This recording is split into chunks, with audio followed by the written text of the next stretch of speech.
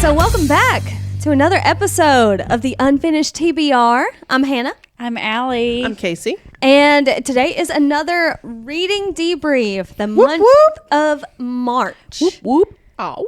Are you okay? Yeah, I punched my headset. Let's not do that. Cool, because I'm not. First your elbow. Yeah. Now your headset. I mean, we're just going to have to wrap you in bubble wrap. Please. So let's start with what we're currently reading. What are we currently reading, ladies? I just finished our book club book, Heir of Blood and Moonlight, on the Kindle last night. Yep. So you all know our reactions to that. Yeah. So I have not picked. I have The Last Flight available. So sorry. I have The Last Flight available, but I don't think I'm gonna read it because I only have a couple days on it. Okay. Yeah, due in 2 days. So, Oh my God. I guess probably what I'll read next is either Better Than the Movies by Lynn Painter, or I'm kind of in a mood for like a mystery. Ooh, I could also do Harry Potter and the Order of the Phoenix. Nice. I could also do that. So, up for discussion. Nice. Yeah, but I'm listening to Onyx Storm. Oh, yeah, you are. 67% of the way through. So Speaking of that, I'm currently physically reading Onyx Storm, so I'm probably closer to 40% of the way through. Yeah. Thank goodness. I can't wait to talk about it. Oh, We've I can't stifled wait. her. You finished it in February, Yeah. and she's not been allowed to speak about it to us. No, I finished it in January, didn't I? No, February, because it was the last book club we did. I mean, the last Debrief? Yeah. Yes. Okay. Yeah. You finished it early February. Yeah. Either way, I've been You've waiting been for silent this. for like 6 weeks, going on I've 8. been waiting for this. So, yes. Right now, I just finished up the Hunger Games series. So, I'm not listening to anything currently. I've got a couple things in Libby that are lined up. I can't remember what they are. Yeah. But they're lined up. Same. And then, still working on Good Wives. I just struggle physically reading because I've got so many other things that I want to do. So it's one of those. I just got to sit down and do it. It's not a very long book. Yeah. I could easily get it done. I need to take the time. Same. And then Kindle book, I'm gonna start one that Amanda recommended. That's pretty short. It was only like 186 pages. I can't remember what it's called. Is that even a book? Is that a pamphlet? It's a pamphlet. I'll be done with it quickly. So I figured it'll get me out of my Hunger Games slump. So, yes, in case you can't tell, we will be discussing a little bit of the Hunger Games this month. So, Yeah. All right. So let's get started with the month. Who gets us started? Casey. Me. Kicking us off. All right, so I read this month, the first book that I read was a book called Hexed by Emily Nice. McIntire, and I read it from March 1st to March 3rd. So, quick read. Oh, yeah. I listened to it. It was a good listen. And that's a hefty book. Is it? From what I've seen. Pages 544. That's a hefty So that's book. that's not a little book. No. I didn't realize it went by really fast. Well, that's good. Yeah, it's definitely one I could listen to it on 2 times speed almost immediately. Gotcha. So it took half the time. I rated it 3 stars. That's what you rated it, right? Yeah. Did you finish that last month? Yes. Yes. Yes. So we don't need the synopsis again Nope. because you can just go back and listen to February. Yes. And get Allie's thoughts as well. Yes. It's an overall 4.22, but I gave it 3. It was okay. Do you agree know? with the 5-star smut that Allie gave it? 4-star smut. 4-star smut. 4-star smut. Overall, the plot was, I liked, it had a lot of details for the Little Mermaid story. That's good. I like how it was incorporated. I like the ending, how things are kind of wrapped up in a good little bow. It was a pretty good read. If you're just wanting something, take your mind off the real world for a minute. That's a pretty good one. Yeah. Okay. I would say. Maybe I'll make that next on Libby It's because it's good. one of those available unlimited copies. Yeah. Yeah. And it's an easy one to just, like, you can easily clean the house and not be pausing every so often to, I have to really absorb. This is this is a good relaxing read. Okay. You know? Yeah. Yeah. It was good, though. Good. Allie. Allie, you are next. Alrighty. Funny I've got story. a lot of notes on this. Oh, really? This Right, is by Emily Henry. Yes, this is the one that you were currently reading. Is this your first Emily Henry book? This is my first Emily Henry book. Oh, we popped your cherry. Yes. I don't know. Did you read the synopsis for this in that game we did? Yes. You did? Yes. Okay, so... But I've not personally read it. Really? Yeah. Okay. So since we've already read the synopsis, unless it's a quick one, so that way... Go for it. Go for it. Daphne always loved the way her fiance Peter told their story, how they met on a blustery day, fell in love over an errant hat, and moved back to his lakeside hometown to begin their life together. He really was good at telling it, right up until the moment he realized he was actually in love with his childhood best friend Petra. Which is how Daphne begins her new story, stranded in a beautiful Waning Bay, Michigan, without friends or family, but with a dream job as a children's librarian that barely pays the bills, and proposing to be roommates with the only person who could possibly understand her predicament, Petra's ex, Miles Nowak. Nowak? I don't know.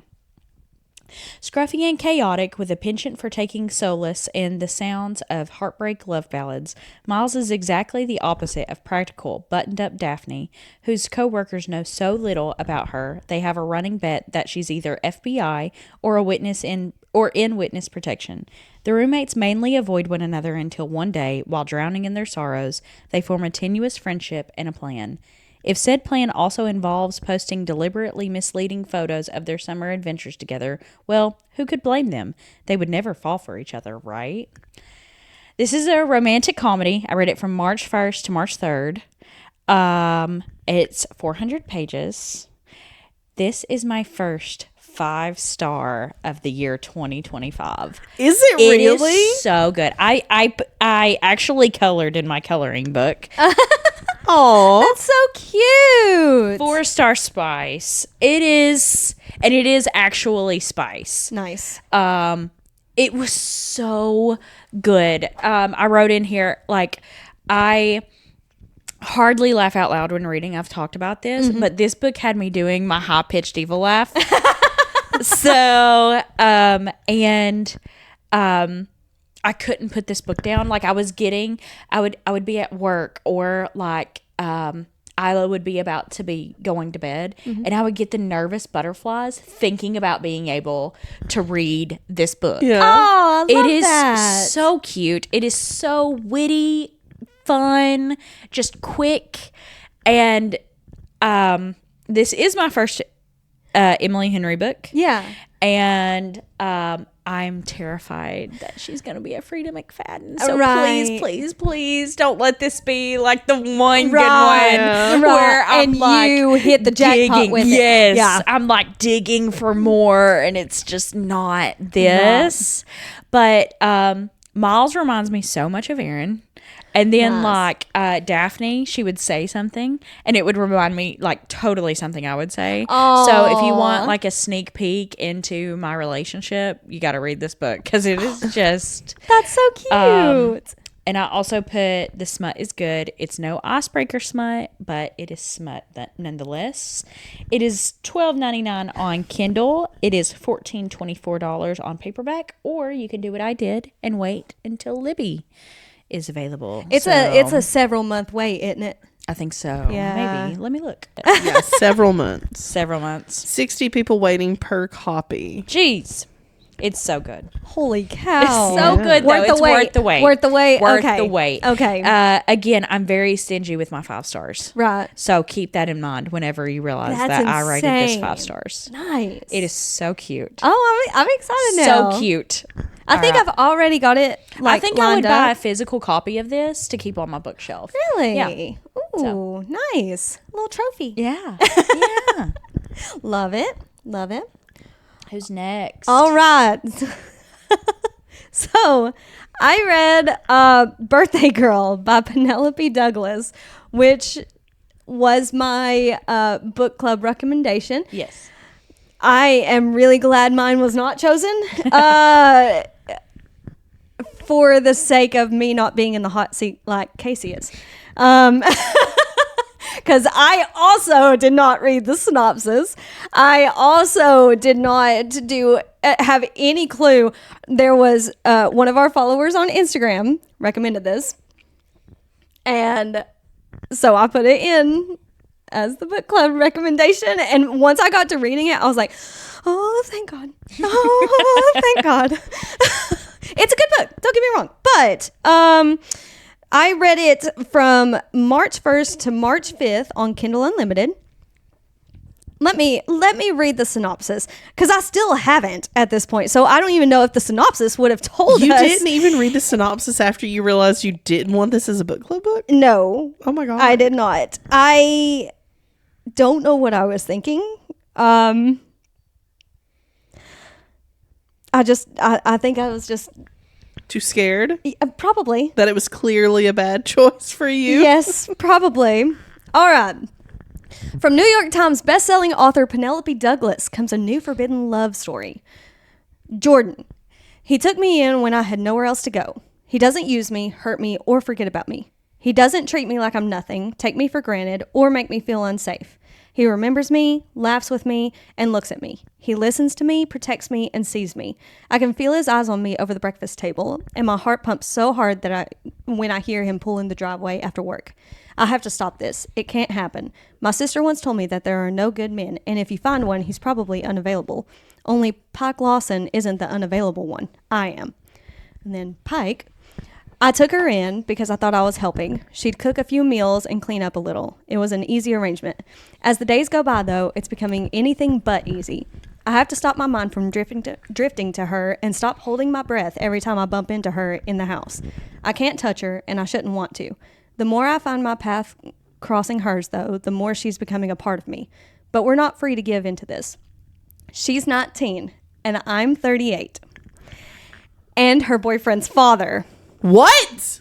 Unfortunately, they both just moved into my house. Birthday Girl is a standalone contemporary romance suitable for ages 18 plus. Is Penelope Douglas also the one who wrote Credence? Is she? I'm pretty sure. We're looking now. We're finding that information. Do we have to?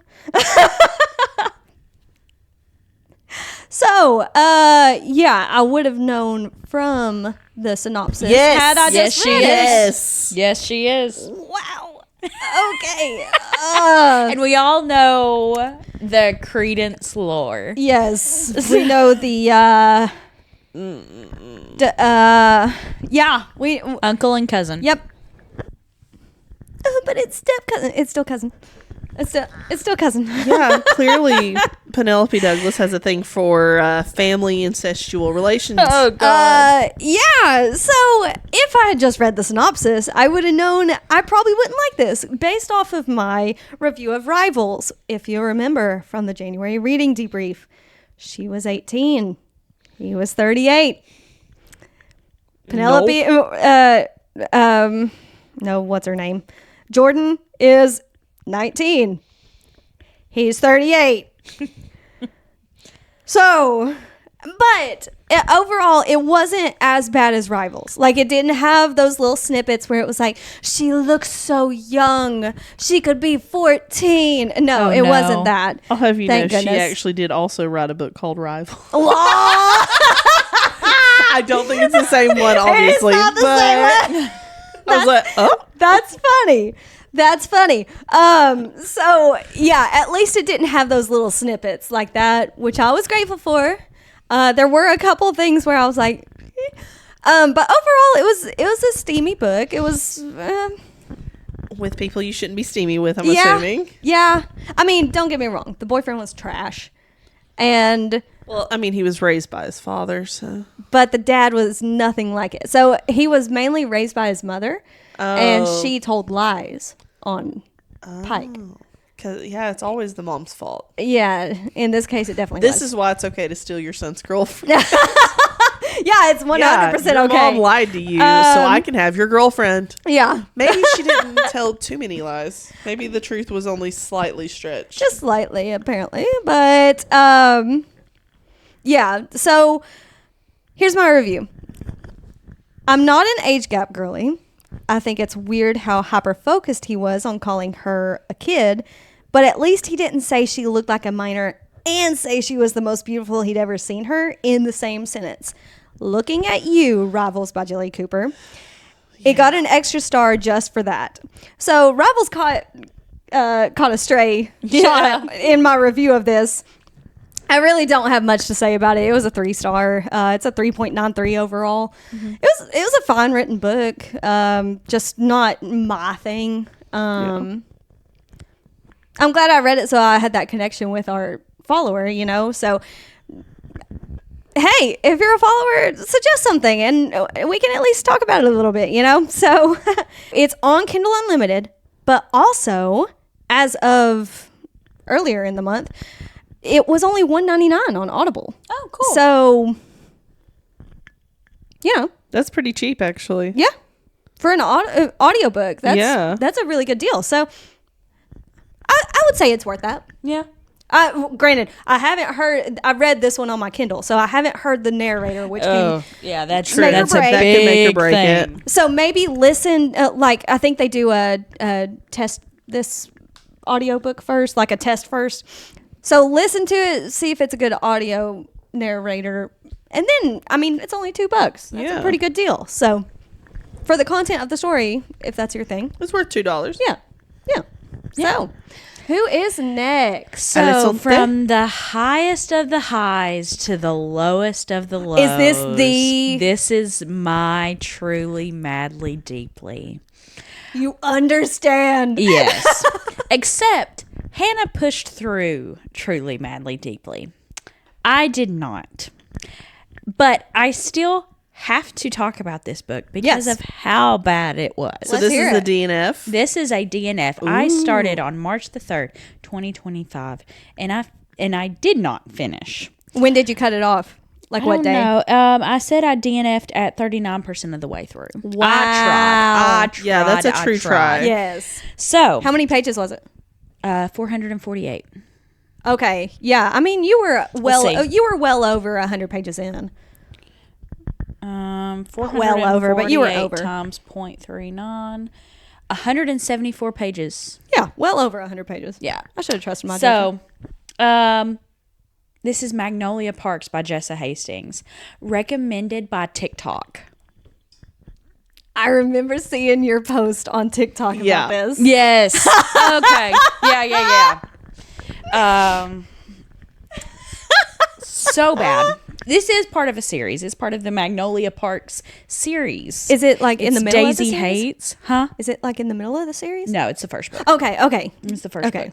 So, I will read the synopsis. Yes. How many loves do you get in a lifetime? She is beautiful, affluent, self-involved, and mildly neurotic London socialite. He is Britain's most photographed bad boy who broke her heart. Magnolia Parks and BJ Ballantyne are meant to be, and everyone knows it. She dates other people to keep him at bay. He sleeps with other girls to get back at her for it. But at the end of their every sad endeavor to get over one another, it's still each other they crawl back to. But now their dysfunction is catching up with them, pulling at their seams and fraying the world they've built, a world where neither has ever let the other go completely. As the cracks start to show and secrets begin to surface, Magnolia and BJ are finally forced to face the formidable question they've been avoiding all their lives. How many loves do you really get in a lifetime? This sounds atrocious. So, it's bad. TikTok, I'd seen this book constantly on TikTok. Oh my God, it's so good. You have to read it. Blah, blah, blah, blah. You're right. This is your Truly Madly Deeply, because that's exactly what happened. Then Casey sent a video where it says the books that you read in middle school versus what you should read. Yes. And it said that this was recommended because my favorite books in middle school were the click books. Right. So this did I suggest this to you by accident? But this inadvertently? was, I guess I'd seen it before and I'd been like, oh, I want to try it. Right. And then whenever you sent it. Yeah. So, my bad. Casey, that's twice this month. You're grounded. I'll see myself out, guys. Goodbye. So I wrote 20% of the way through this book, and this is the most toxic friendship/relationship I have ever seen. It truly makes me nauseous hearing/reading what these people are doing to each other. I'm hoping this book throws a plot twist and she actually ends up with Christian. So far, 1-star book. It does the same thing the Click books do, where it goes into detail about what people are wearing, like brand. And I don't know why I loved it in middle school, but now it almost feels cheap or like she's trying to up her word count. So this is like he's wearing his black Gucci jeans with his oversized leather jacket and his white t-shirt that has a barbecue stain on it or something like that, you know? Right. But it like I said, it felt cheap. It felt like, you know, Brittany said it best. Like I was talking to her about this, and I was like, I loved it in middle school, right? But now I'm not a fan of it. And she said the rich people have the no name. Rich is the quietest. Like people who are truly rich are the quietest people, right? But it's the ones that feel like the need to show off that are typically name brands that are presented and shown are. I'm trying to make you think that I'm rich. Right. If you have clothes that are like, they're probably high-end name brands. They are, but they're not like shown or advertised like that. Yeah. It's because I just am. I'm not convincing anyone that I am rich. Right. Mm-hmm. Right. So I DNF'd this at 39% of the way through. Mm-hmm. And you still had more to say. Heck yes. Rip it apart. So, this book is so unbelievably unsettling. The male main character is actually the worst. If you want a girl so bad, why would you have sex with other women basically every night and then rub it in the girl you actually want's face? Yes. There were times where he would bring, like he spent the night at my house last night and we woke up and he had to go out. We've got a meeting or we've got a gala tonight and I wore this red dress because I know how good I look in it and I know that he'll want me, and he walks in with another girl, and then it switches to his point of view and he's like, I hate that I brought this other girl and I hate the look in Magnolia's eyes whenever she sees me with this person. I don't even like this person. She's just here to fill a spot. I'm like, then you were in her bed last night. Why didn't you ask her? Yes. Yes. To think that there are and to anybody who likes this book because they can relate to it, just from reading the synopsis, get out. You deserve so much better than a situationship. I wrote, Magnolia is a spoiled idiot. Why would you go through this absolutely horrible relationship for years? This is what a waste. See all the girls he sleeps around with and brags about in front of her. He's like, oh yeah, well I slept with a model last night. That's a real easy. And then came home to you, came and slept in your bed. Be talked to the way he talks to you, and then when you have the most eligible bachelor in London who you've had a crush on for years and admit it to him, he wants to kiss you and you decline. You're joking. I'm not joking. I'm not joking. How far you decline? Because she, again, it's one of those situations where they are starting to work on things. They're getting closer to each other. But also, she is not like this, some innocent girl. She goes and she dates other guys. Like, she has full-on relationships with these people. But she's like, he just couldn't handle that BJ slept in my bed every night. And that's on him. And that's on him. Honey. He knew what he was signing up for. Yeah. So they're getting close. They've like started talking and like, oh my gosh, he like is starting to understand that I'm not okay with it. So he's going out partying with the dudes and he's like, hey, do you want to come with? And she goes, no, I think I want to stay here. Well, he gets pissed off and he needs to go blow off some steam while he's at the guys.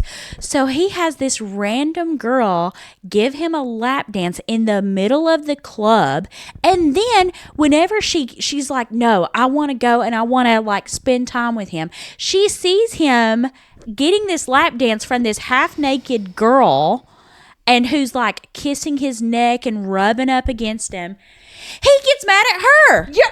He gets mad at her. You said you weren't coming. The gaslighting. Yeah. And that was when she runs into this dude that she is literally the most eligible bachelor. Everybody talks about the golden boy. He's a pilot. Like, his family is the richest in the city that they're in. He's on the front page of every like tattle magazine or whatever about how, he's like single now. Everybody wants him, blah, blah, blah, blah, blah. And he's like, do you want to go out? And she's like, looking at BJ, I just can't. This is the same night. The same night. He gets mad at her and he's like, well, yeah, you know what? I'm going to go in the back room with this girl. And all of his friends are sitting there watching him, like, and so she ends up kissing him, and all of his friends are nervous. They're like, oh my God. He cheated on her in the past. This is like so deep into it. He cheated on her in the past. That's why they broke up, and that's why they have never gotten back together, because he cheated on her and he admitted to it. Okay, then she needs to move on. They're in this big friend group. This is like a year or like maybe a couple months later. Maybe I'm like giving him too much grace, but he's treated her like crap ever since, because he cheated on her and he doesn't know why she doesn't want to be with him. So because maybe in this big friend group, one of the guys and her start hanging out, and they start getting closer and closer. Princess. He beats him up so bad. And the friend who his own brother is helping beat him up. You're joking. Because they caught Magnolia and him kissing. You cheated on her, though. Took him back and like bloodied him up so bad. How can this has to be rage bait for people to say they like this book. It is. That sounds like absolute trash. Yes. So I saw a TikTok that said it's not a romance novel. It's talking about toxic relationships and blah, blah, blah, blah, blah. Be so for real, because I thought that this was a romance novel because of the way you all talked about it. Right. So shut up. Right. Shut up. Somebody TikTok, clarify. I'm so disappointed. Do better. Please. So, also, they have the worst friends imaginable, because they are sitting on the side, not doing anything. Condoning this, they're encouraging it. That's ridiculous. Because they're like, you love BJ. You know Magnolia is the one for you. Could you imagine? No. Could you I imagine? blocked your toxic ex on your phone and didn't even tell you I did it. Yeah, Yes, this book will be on the worst of 2025. Oh, heck yes. It's so bad. And you've It is got so bad. 9 months to stew on how bad it was too. You're right. The fact that I can't even think clearly for this book, because there are people who like brag about this book and I'm like, why? Yeah. They want a relationship like this? Yeah, who would? Why do you want to read a book and feel anger? Yeah, no. Why do you want to like feel nauseous because of what some guy is doing? You know what this sounds like? This sounds like a even more toxic version of Normal People. Yeah. Yes. Yeah. Yeah. That's what that feels like. That is all I have to say for Magnolia Parks. Wow. I think that was the length of Truly Madly Deeply, because I looked at the time and it was 20 minutes. Yeah. So nice. You can cut half of that because it was like just big parts of the book. So, but I had to get that out. Oh, yeah, just you have to. For you all to know how awful it was to read that. For sure. All right, Casey. Local Woman Missing. Yes. By Mary Kubica. Kubica. We've been saying it wrong Sorry, this Mary. whole time. It's Sorry. not Kubica, No, it's Kubica. my way is right. It just sounds better. You're mispronouncing your own name. Sorry. Local It's Woman like those. Missing. It's like those people who pronounce my name out. My last name. Alt. Out. I'm like, well, yeah, it looks like that. I'll give it to you. Out. Wrong. All right. The synopsis for this is people don't just disappear without a trace. Shelby Tebow is the first to go missing. Not long after, Meredith Dickey and her 6-year-old daughter Delilah vanished just blocks away from where Shelby was last seen, striking fear into their once peaceful community. Are these incidents connected? After an elusive search that yields more questions than answers, the case eventually goes cold. Now, 11 years later, Delilah shockingly returns. Everyone wants to know what happens to her, but no one is prepared for what they'll find. In this smart and chilling thriller, master of suspense and New York Times bestselling author Mary Kubica takes domestic secrets to a whole new level, showing that some people will stop at nothing to keep the truth buried. So this is the one that made you sad because of the missing time. Yeah. Okay. Yeah. Okay. I do remember Yes. that. Yes. That would be very sad. What did you rate it? I forgot. I think it was just a 3-star. I don't think I rated it. Probably a 3-star. I haven't read this book while we were on the pod. Oh, it's been a while. Yeah. It was just brought up. Okay. I gave it 5. I loved it. Oh, wow. Well, that's good for you. Yeah. And in our defense here, Allie's very horror thriller. So my 5 doesn't mean as much because I don't read these as often. But this was a 5-star for this. Like, I loved it. I didn't see, like, there's lots of twists and turns. Like, you're slowly realizing things the whole book. Gotcha. And I like those revelation moments where you're going, oh my God, I didn't realize that. And then you're like, oh, wait, oh my God, there's a detail here I should have paid more attention to. Mm-hmm. I love the back and forth. It is very heartbreaking at the ending of just lost time and things that could have gone differently for so many people. Like, that is such a vague, you don't realize how vague of a statement the lost time is. Right. Just, it's so much. It's so sad. But, like, I thought it was really well done. Mm-hmm. I really loved it. Good. Now, I did see somebody who was upset because a lot of the sentences are very choppy. Okay. And they say things like, if I can find her review, she gives examples. Hold on. She describes it as see Dick run, see Jane run, which is like those old first grade reading stories. And she says, because of things like B makes dinner for Leo and me. She lets Leo help. They make pasta. B serves it with milk. And it does have that throughout the story that could bother some people. However, I took it, did I listen to this one or did I read it? I listened to this one, I think. The reason that it's like that is because parts of this story is told from the perspective of a 6-year-old, which is exactly the age level for See Jane Run. And I think you were supposed to make that connection. She does lean into it a little too heavy. Okay. For a lot of people's liking. Okay. But so that's an artistic choice. Yes, it was definitely. I don't think she did this because she was like, oh, she's so simple-minded. Like, because this person really just thought that she was not writing articulately enough. Right. I saw it as an artistic choice because of the perspective that this story starts out from a 6-year-old who's kidnapped in a basement and never gets any education past this point. Oh gosh, yeah. That makes so much sense. And that's not a spoiler. That's chapter 1. Right. That makes so much sense. Then. Yeah. So it kind of now they could have elaborated more so in other parts of the story and not stuck to it. But it was definitely a choice that you were supposed to see was supposed to reflect the mental state that was going on in this story. I can appreciate it. It also gave me a sense of anxiety the entire time because everything is just like... It's almost like I can't process more than one thing at a time. It's, like it's short breaths. Yes. It's like you're heavy breathing. Mm-hmm. I don't know. I just thought it was really well done overall. It was 5 stars for me. It was great. I respect an artistic choice like that. Yeah. I respect that. I'm back on the train. I think I found, some more reason to keep reading some Mary Kubica books. Kubica. But I liked it. I liked it. Good. All right. Well, we got Harry Potter and the Prisoner of Azkaban. I feel like I can't really talk about Harry Potter without spoiling a bunch of stuff, but also I'm probably the last person on earth ever to have read if you've Harry not read Potter. It or watched it.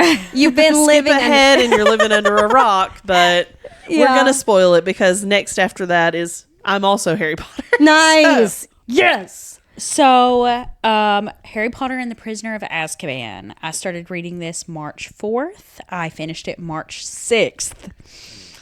I didn't get my dates on my other book. Very nice. Mine was 5th and 6th for Local Woman Missing. Nice. March 5th and March 6th. Yeah. Quick. You go, girl. You're getting quick. So I don't have a lot of notes. I gave this a 4-star.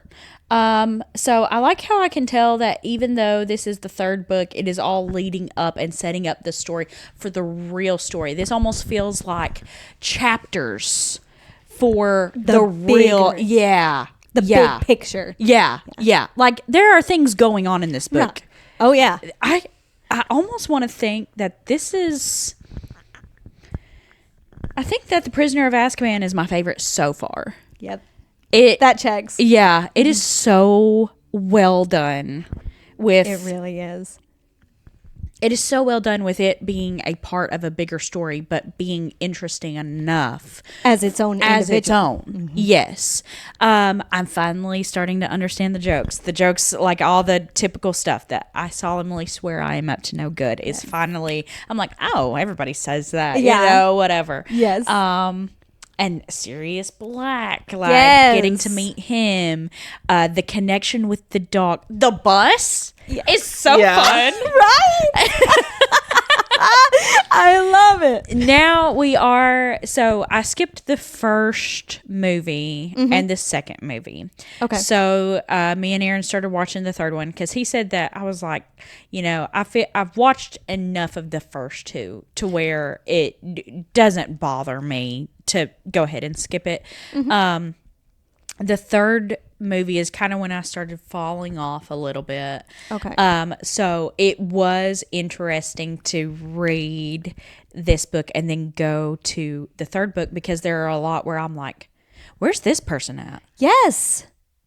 And yes. I'm talking to Aaron. He's like, what are you talking about? And I'm like, no, this person, for example, spoiler alert, I read the fourth one this book, I guess I could go ahead and mesh them up. You can if you want. Yeah. So I also read the fourth one, Goblet of Fire. Goblet of Fire, yes. I read the fourth one this month also. And I was watching the movie. Yes. And Dobby is a huge part of the fourth book. They changed. This is like a different movie. Yes. Is this not the one where they got a director who did not read the books? It might have been. It's either this one or Order of the Phoenix. Maybe. Okay. But yes, and you would never have known about Winky. No. Ever. Winky is a huge Winky. Yes. There are 3 different courtroom scenes that Harry Potter sees in Dumbledore's perspective. And it's a progression. Yes. And think about and Barty was 17 and he was like screaming, Father, I didn't do it. Yes. I truly did not think that he did it. Yes. This is a completely different Barty Crouch Jr. than what we saw in the movies. Yes. Yeah, and also I wanted to go ahead and talk about this. That was some artistic liberties that Doctor Who took with that. The licking thing was not a part of the book. I did not like it. I was like, oh, the father knew the whole time. Yeah. And also, he died well before in the movie. He died well before the actual games. Yeah. That doesn't happen. It was after the second game. Before the last game is the maze is what I meant. Yeah. Okay. Yeah, sorry. Yeah. He died. Cedric Diggory. No. Oh. Oh, we're not talking about him. No, we're talking about Barty Crouch. Yeah. Senior. I gotta get to there. Yeah. Oh my God. Yeah. I appreciate the first 2 books because they built up. They gave me everything I needed for these 2 books. Yes, they made you love the characters. Yes. To where these books are absolutely golden. Yes. The Prisoner of Azkaban, like I said, I had talked about previously where I watched enough of the movies to know that about scabbers. You're right. So I knew enough about that to be prepared for that. But still, there's so much more context that is needed to truly enjoy I don't know. I am glad that I read the books first, because there are a lot of things that I'm telling Aaron where I told him yesterday, I was like, honestly, I would be willing to let you sign into my Libby so that way you could listen to them. Yes. So that way, because I feel like he's missing oh gosh, yeah, half of the story. I can tell you that's a 100% the case. Matthew said the exact same thing. Yeah. So I didn't have a lot of notes for Prisoner of Azkaban, but I did write Hermione Granger, the woman you are. Right. And then if Snape ends up being a good guy, why is he still such a turd? Right. And I did think it was funny. They did do the same thing in the movies, but in the book, after Harry and Sirius Black meet up for the first time, they're like screaming at each other, and Harry's like, I hate him, he killed my husband, or he killed my parents, and then it comes out and he's like, I still don't trust him, and Sirius is like, well, if you don't want to go back to the Dursleys, I've got a house, and Harry's like, okay. Well, I mean, think about how desperate he is to get away from the Dursleys. I just thought it was so funny that it was like, no, he killed my parents. But if you want me to live with you, right? Honestly, at least you would go ahead and take me out. Apparently, yeah. So I did start writing down more. When Draco made Hermione's teeth so big, and Snape said, "I don't see a difference." Bully. Yeah.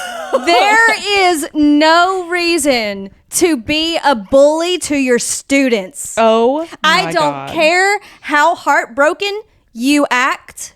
There is no excuse for that. That is Also, so rude. That's not even the child of the person you're heartbroken by. Why are you mean to her? Exactly. Like, That's one, just she is your rude. top student. Without a doubt. She is your top student. And you're going to put her down like that? Terrible person, terrible teacher. You can't convince me otherwise. Don't try. I wrote, when watching the movies, this is really when I started to fall off in interest. So from here on out, I will be surprised. Minus serious. Yeah, I did do the drawing, the X's. Oh.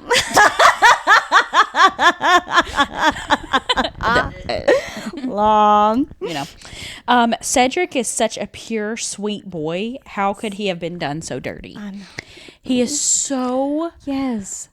Like, and the thing is, even if you think back to Prisoner of Azkaban, that's whenever they fought or they played Quidditch together, and that is when Harry fell off of his broom and Hufflepuff won it, and he was like, let's do a rematch. That wasn't fair that I won when you were in distress. And like he was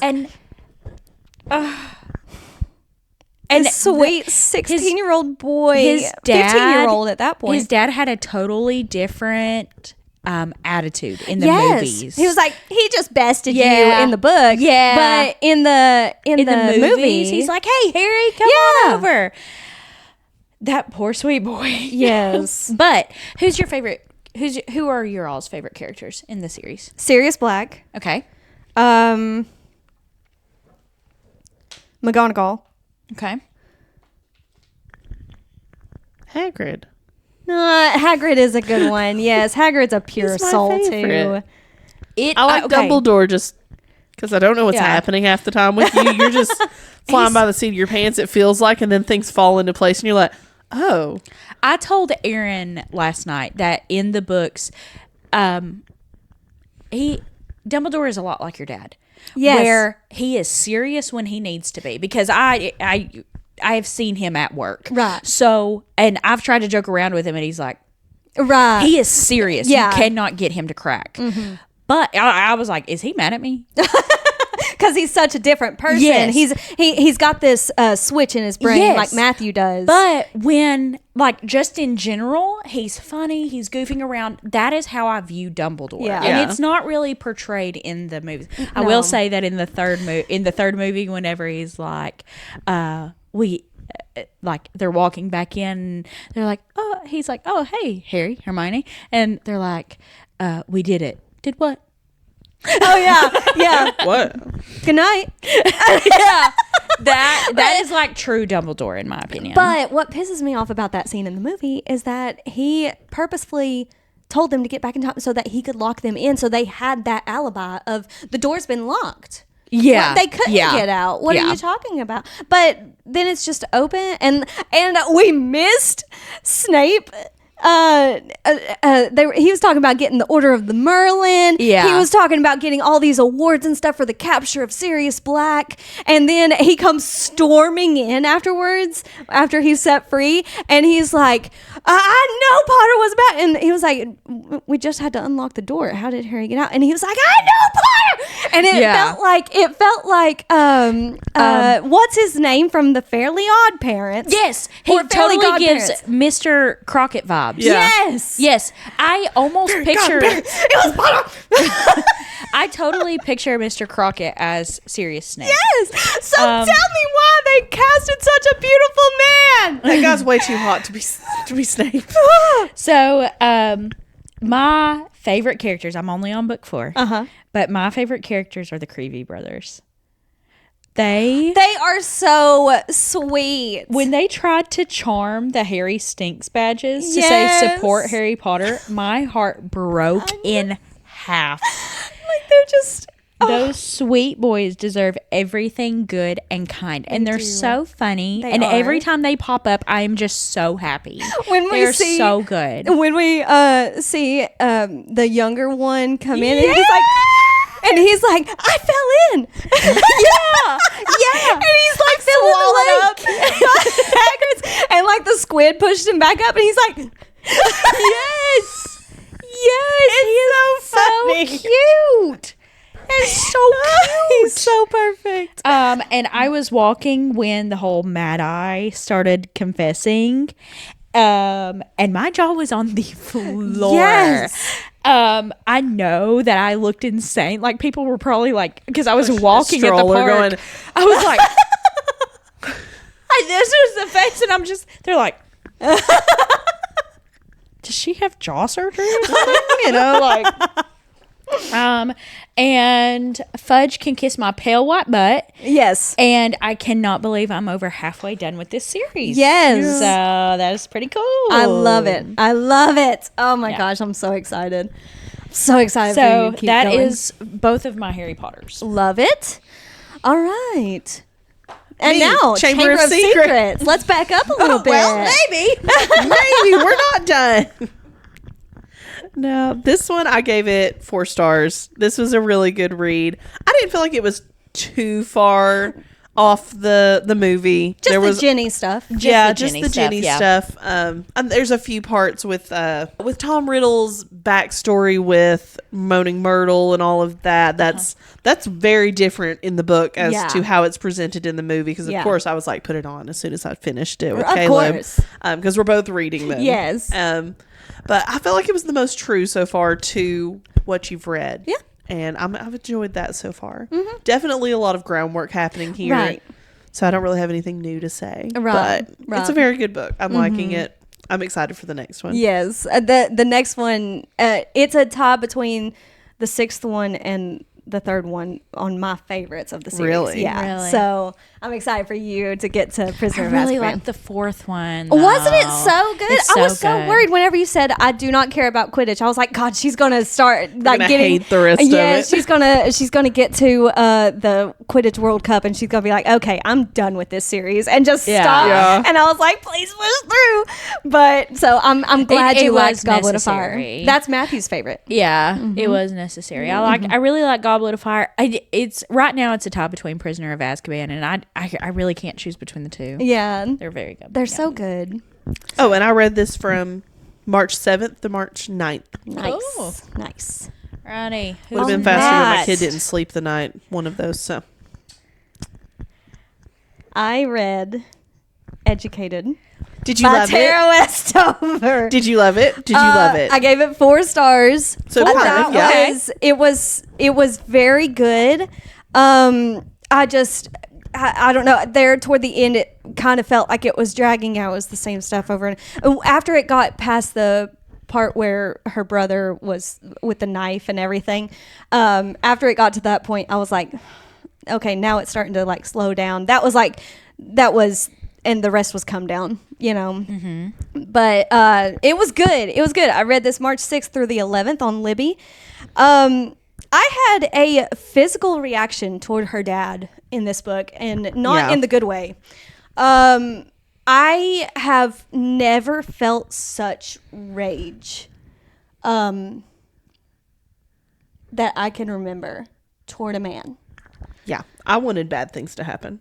So I wanted to talk about a few of those scenes that stood out to me.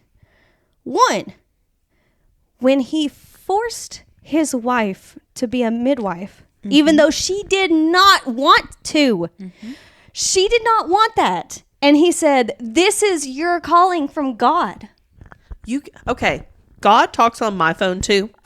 Yeah. And I got he didn't leave too. me any messages about this. No. So no, you don't get to tell me what God told me to do. God talks to me. That's the whole Jesus point. Came back, veil rent in twain. So that all no of us one can has talk to tell me what my callings from God are. Exactly. I got a direct line. Exactly. We texting over here. That made me so angry. So the second scene was when he put his delusions in front of his wife's well-being and didn't take her to the hospital, even though something was clearly wrong with her after that first crash. Yeah. He put his own delusion above his entire family. Yes. Above his entire family. That would have been it. Yeah. That would have been it. If Matthew's not willing to put aside whatever he's got to get me whatever medical attention I need, there's a problem. Mm-hmm. That's not real love. Mm-hmm. Yeah.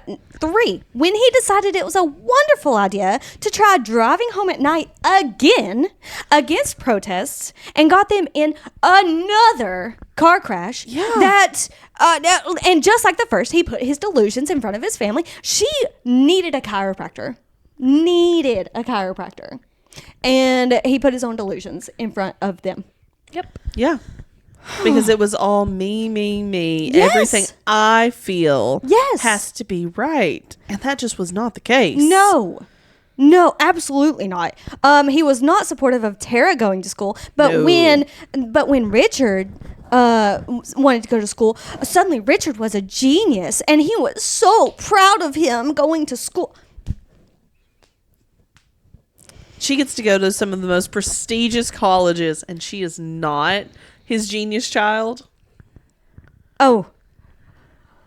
Scene number 5. Scene number 5. The nail in the coffin for him was when he told Tara, it took you going to college to get you where you belong, in the kitchen. I think I would have left right then. Right then. I'd have been like, cool. I don't think I'd have said anything to him. No. I'd have laid down whatever I was doing, dried my hands, grabbed my bag, and said, love you, Mom. Gone. Bye. Gone. And that would have been it. That would have been my whole goodbye. Love you, Mom. Yep. That way you know I didn't leave because of you. That's the only reason you're getting a goodbye. He did not deserve to get to sit pretty while his wife ran a successful $1 million business, and he got to reap the rewards of that. He did not. And of course, he's taking credit for it because he's the one that told her that she needed to be a midwife. Yeah. Mm-hmm. The way I want to just bash his face in between a door. And the fact that he does try to take credit because he made her be a midwife when she was already one of the best at tinctures anyways. Yes. She already was doing that. So following her passion would have gotten them there sooner. Funny. Yeah. Funny how that works. The gaslighting in this book would have driven me insane as a person. Mm-hmm. I don't know. And it does. Yeah. They're all insane. Yes. Tara. On some level. On some level, they are all insane. And rightfully so. The rage I felt when her mother and her sister flipped switches again. Oh, God. That was painful.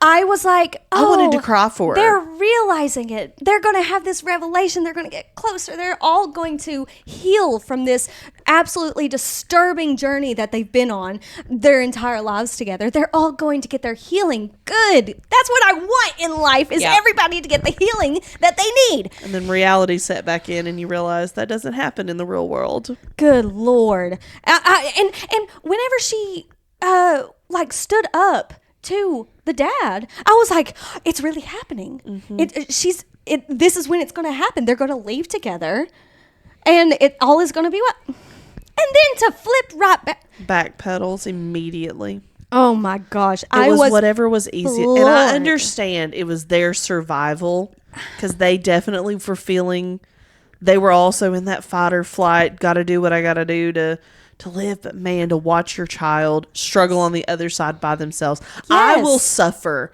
through a lot of things, but the second you put someone else in those shoes with me, it doesn't even have to be my kid.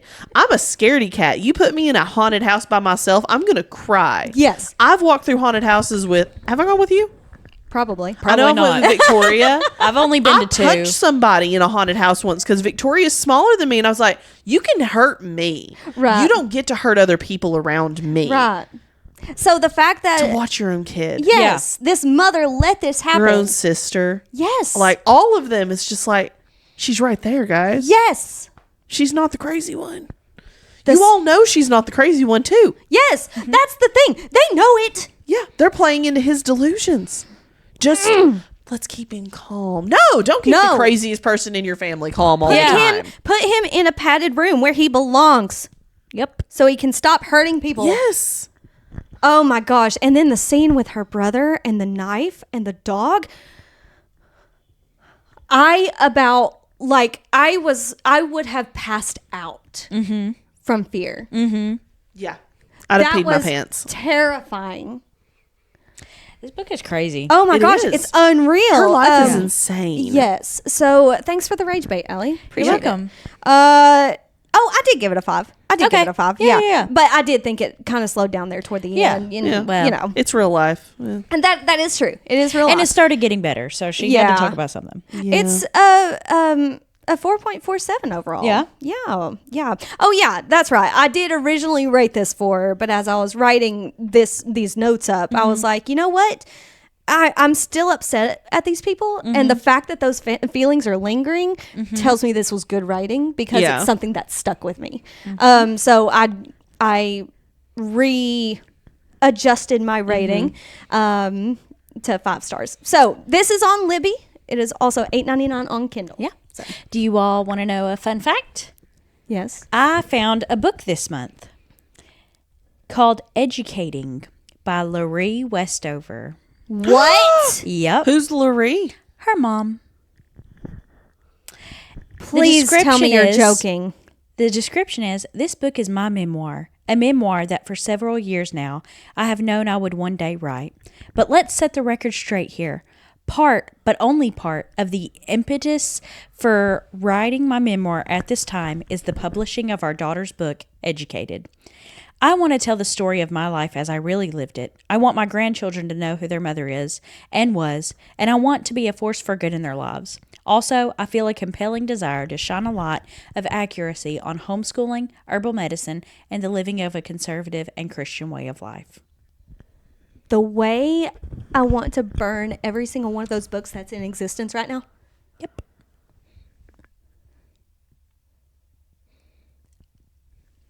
It's 3-star on Amazon, 1.7 on Goodreads. The way good. Finally, not a book gets the rating it deserves. It's not available on Libby. I already looked for it. I'm literally looking now and can't find it. Yep. Way to go, our library. Yes. Because listen, I'm a stay-at-home mom who would look forward to being able to homeschool my child. And don't get me wrong, I am okay with using some herbal medicines. I mean, where do they find medicine but from an herbal response? They find chemicals. But there's a difference between I use peppermint oil when I have a migraine versus you have serious trauma from an electrical car, so many things, car crash, electricity, snow thrown from the vehicle. Yep. I'm going to go to the doctor. 100%. I'm not on your team. No. You're not getting a stay-at-home mom who would like to homeschool her child to be on your side, and that's an interesting take there. You've done this to yourself. A Christian. Yeah. A Christian. Yeah. Homeschooling. Stay-at-home mom. Yeah. Former teacher who likes herbal medicine from time to time. Is not Yes. on your I side. have a cold. I'm going to drink a tea. I'm going to try to avoid Your cough daughter medicine. has a 4.47 score on Goodreads, and you have Yes. a 1.7, and I think that's all we need That's to know. all we need to know. Yes. Am I probably going to try to read this as rage bait? Maybe. So right after Educated, quite literally the same day, March 11th, I read Ender's Game by Olson Scott Card. Okay. I'm going to read the synopsis first, and then I've got tidbits of information for you guys that are interesting. Okay. All right, so Andrew Ender Wiggins thinks he is playing computer simulated war games. He is, in fact, engaged in something far more desperate. The result of genetic experimentation, Ender may be the military genius Earth desperately needs in a war against an alien enemy seeking to destroy all human life. The only way to find out is to throw Ender into ever harsher training to chip away and find the diamond inside or destroy him utterly. Ender Wiggins is 6 years old when it begins. He will grow up fast. But Ender is not the only result of the experiment. The war with the buggers has been raging for 100 years, and the quest for the perfect general has been underway almost as long. Ender's two older siblings, Peter and Valentine, are every bit as unusual as he is, but in very different ways. While Peter was too uncontrollably violent, Valentine very nearly lacks the capability for violence altogether. Neither was found suitable for the military's purpose, but they are driven by their jealousy of Ender and by their inbred drive for power. Peter seeks to control the political process, to become a ruler. Valentine's abilities turn more toward the subtle control of the beliefs of commoner and elite alike, though through powerfully convincing essays. Hiding their youth and identities behind the anonymity of the computer networks, these two begin working together to shape the destiny of Earth, an Earth that has no future at all if their brother Ender fails. Oh my gosh. This was amazing. It sounds very interesting. It was amazing. The start sounds like that movie where it starts out with, "Shall we play a game on the computer?" It's like a really old movie. It might be, because they did make a movie out of this. I don't know. But it was first published January 15th, 1985. Oh, wow. That could be around time. 1985. It started as a short story for a sci-fi magazine. Okay. Ooh. So this is kind of like Pen Pal, because Yes. Pen Pal started on Reddit. It's the early form of Pen Pal. Yeah. That's exactly what I thought of too. It got the chance to expand into a book in 85, and now it's a whole multi-book universe that I will be revisiting. I'm already in line for the second one. I've been on hold for this book for months. It was recommended by the same family friend that recommended Scythe to me last year. So Scythe was number 4 of my top 5 of 2024. I think it was number 5. It might have been. And so, yeah, I gave this one a shot because I was like, okay, so at least he's got some sense. And Not really. and so I have never been so invested in the fate of the universe. Okay. Like, this is what, in my opinion, and I am so sorry to offend anybody who are diehard Star Wars fans, but this is what Star Wars wanted to be. Okay. In my opinion.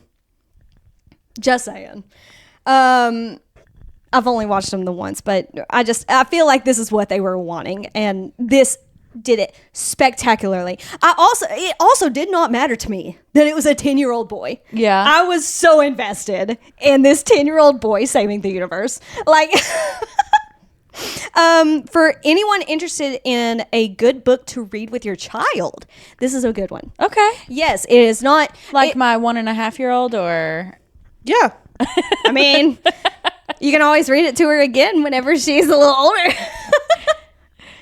But I mean, this kid starts out at 6, and he was talking about there at the end. He was talking about like how families have like written to him and said thank you for this book because we've gotten to enjoy it as a family. Yeah, young and old have gotten to enjoy it. Cool. Yeah.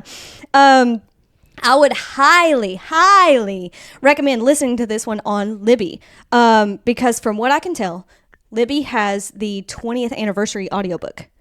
And what that is, Olson Scott Card has a 50-minute segment at the end talking about how this book came to be, which is how I knew it started in a magazine and ended up being a book and stuff.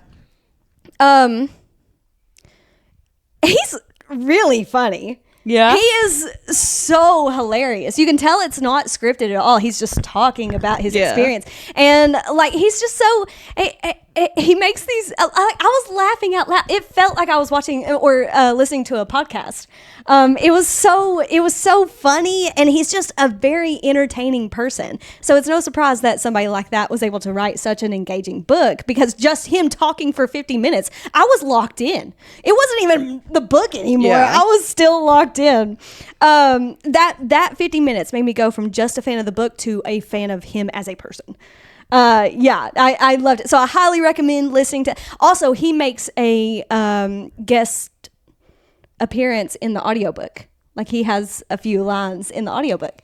Yeah. Oh. Yeah. I've decided that I need to stop reading Goodreads reviews because I just get so angry. Yeah. Like, if it's a book that I hated, seeing somebody rate it so highly makes me angry. If it's a book that I loved, seeing somebody rate it so poorly makes me angry. But this is the one that I want to talk about. There was a woman. It's always a woman's fault. There was a woman. Don't they know they need to stay in the kitchen? Yeah. Who taught them to read anyways? Who taught them to read? So, the very first one that I saw, she DNF'd at 52%, she said. Then she put in her review, "Dear Olson Scott Card, there are over 3 billion women in this world, and you, big fella, you've managed to piss off every single one of us. Sincerely, women." What did that have to do with anything? Like, they're kids. Even if it was a girl protagonist, it wouldn't have changed how I felt about the book. Also, it was written in 85, and women, there was a very different viewpoint on women back then. The thing is, it wasn't even about that. It was just an entertaining story about these kids that are saving the world. They are going into this military, and it would make more sense for it to be boys because it's the military. I'm not saying girls can't be in the military, but it just, like, logically, it makes more sense. So there wasn't girls in this? There were like a couple sprinkled in, but it was a majority boys. Yeah. Well, it did not bother me in the slightest. That's very typical for the time period. And I specifically wanted to say something about this because the book is in no way saying anything bad about women by not including them. It's not even brought up. Like, it's simply a non-issue. It's just, he's a boy. His friends are boys. They're in this military academy. What do you want? Yeah, I don't even know. Women weren't allowed in certain parts of the military for up until very recent years. Right. So, I mean, that wouldn't have tracked Shout out to Dorothy from Golden Girls. She was part of the military. Nice. Like one of the... Yeah, but they had only certain jobs. You could be like nurses. Yeah. You could drive things. Yes. But, like, they weren't... They trust women to drive? I know.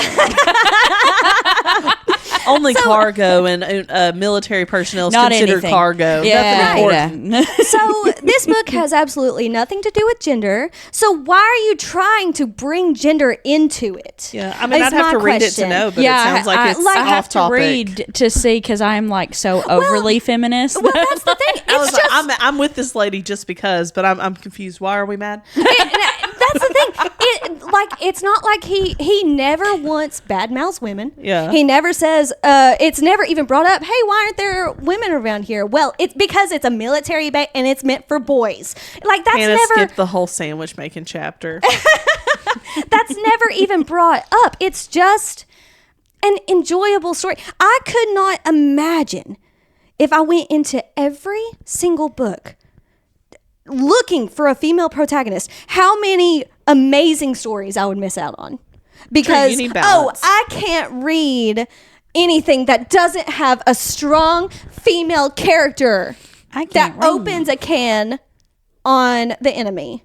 Yeah, like how boring would that be to just focus on that? How exhausting it must be, and no fun at all, to go into a fun, well-liked book, just looking for something to complain about instead of just enjoying the story.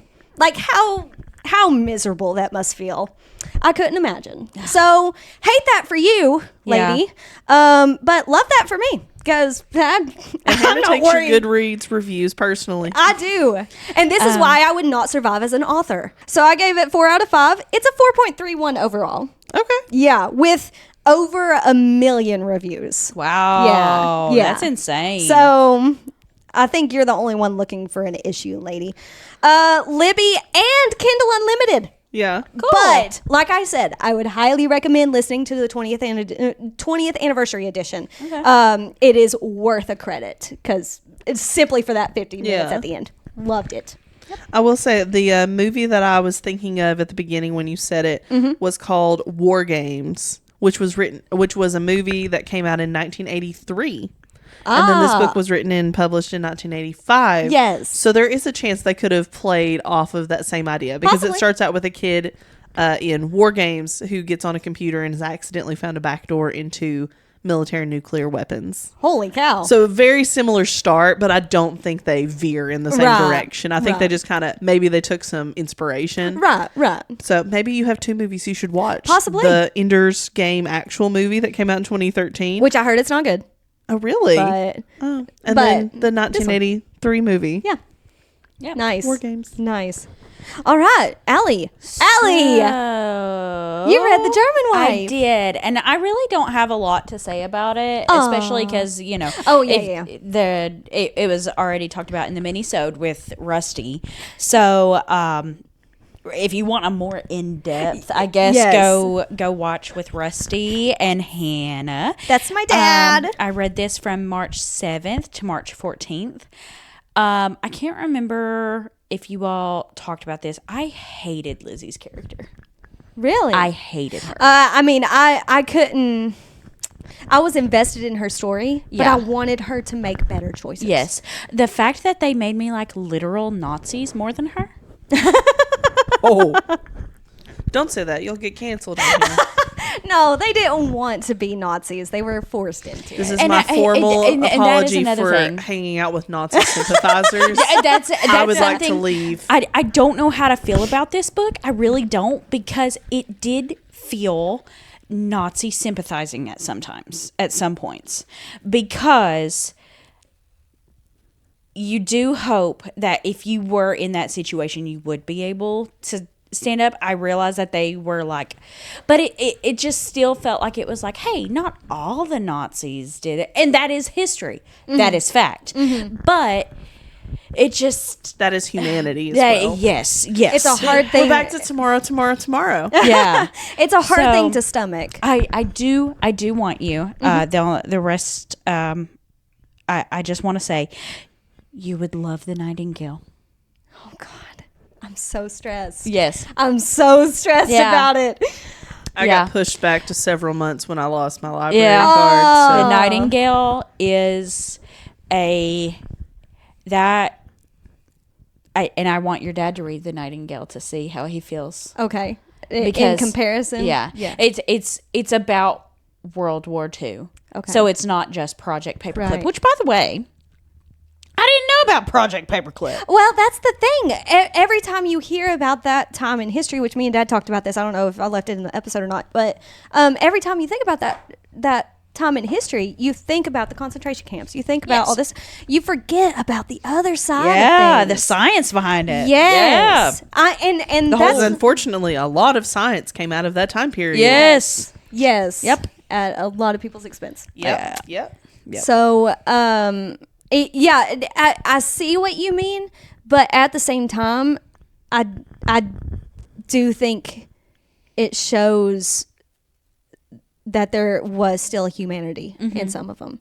I don't think all of them. I think a lot of them were pure evil. Yeah. By the end of it, but like and Sophie their and friends. Jurgen's- Yeah, pure Yes. evil, and Yes. unfortunately, their children. Yes. Yep, That daughter. and the son. Yeah. Yep. And that's the reason that I had such a hard time with this book, because if you weren't, me and my husband have very different political views. Right. Very different. Isla will hear from both of us. Both. Yeah. Right. If you have these beliefs, why aren't you also teaching your child? Well, why are you letting it go to a point where they're doing this? But here's the thing. We have that freedom here. Any bit of them criticizing the Nazi But government. they were doing the same thing. They were joining in with the Nazis, but having different beliefs. Why wouldn't they allow their children in the safety of their home? Well, that's the thing. They didn't have safety in their home. Their home That's was true. bugged. Yeah. We But have also- Forgot about that so part. many more freedoms here. And that like and that's the thing to think about is, yeah, they wanted to get away, and they were willing to put their own lives at risk, but knowing that they were about to go after the kids, that's when they drew the Yeah. line. They were looking And after look their what kids. happened. And I would say too, because I've not read this, so I don't know full context, but children say things that they don't know are important. So Yes. if you have thoughts and beliefs in a government that is willing to off you because of those differing opinions, your Yes. child accidentally says one thing and you've accidentally gotten your kid killed. Yes. I could see where that might be a hesitant fear Yes. 'Cause as a kids can't mother who keep their mouths disagrees, shut. because Yeah. you need them to repeat the parroting phrases Yes, to to keep stay them safe. alive. Yeah. It's a It's survival definitely a mode. lot of nuance, because you don't Yes. want to think that you would do these things, but it Yes. comes down to what in that moment do I think is going to protect my family. Yes. And it is And you're so not much thinking greater easier Mm-hmm. said than done, Yes, because I'm yes. sitting here thinking, I would never. yeah, I'm Right. sitting here thinking I would hope that if I died because of something, Isla would know it wasn't for nothing. for nothing. Mm-hmm. I was doing something. Yeah. And I would hope that is true. But if I'm in that situation, Yeah. And if you know that they're not going to survive either way, if they're going to get killed too, is it worth it? Yeah. You know? It's a tough book. It is. is a tough book, because What did- I didn't like it, but I did like it. It was Right. it's necessary, but Yeah. Yeah, it's a definite conversation you need to Oh, have. gosh, for And sure. it's good too, because it does make you reflect on how you want to raise your child Yes. too, while you have said freedoms. Yes.